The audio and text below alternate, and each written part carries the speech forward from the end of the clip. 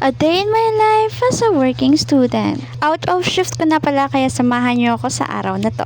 Pagkatapos kong magmuni-muni sa CR ay bumili muna ako ng ice cream na to. Sumakay na din ako sa jeep para umuwi dahil nga kukunin ko ang mga gamit ko para sa school. Oo, tamang narinig nyo, may pasok tayo ngayon. Grabe guys, nakakapagod na time. Akalain nyo naka 6 days straight shift tayo. Then papasok pa sa school. Kaya saludo ako sa mga working student out there. Hindi na natin kayang umiti kasi gusto na nating humiga pagdating sa bahay. Pagdating ko nga ay binuksan ko lang ang gate kasi nga nakasarado to. Pagpasok ko nga ay inumpisahan ko ng buksan at kainin ang binili kong Avocadoria ice cream. Yan lang munang kinain ko bago pumasok ng school. Grabe guys, ang sarap ng ice cream na to. Isa din kasi sa pinaka-paborito kong prutas ang avocado. Pagkatapos ko nga kumain ay nagbihis na ako at pumunta na ng school. Habang naglalakad nga ako dyan guys ay marami akong iniisip kasi nga may reporting kami ngayon. Bago ka nga pumasok ng room guys, makikita mo muna ang magandang view na to. Nasa 8th floor nga kami kaya halos makita mo na ang buong city at sobrang hangin pa sa taas. Makikita mo nga din dito ang parking lot ng Central Market na nasa harap lang ng main campus namin. Kaya dito ako nakatambay kapag wala pa yung teacher namin. After more than an hour ay dumating na si sir. Nag-attendance lang muna then nagpa-report ng 3 grupo. Sabi ni sir ay i-continue lang namin ang reporting habang wala siya dahil kami na nga ang magre-report. Kaso nga,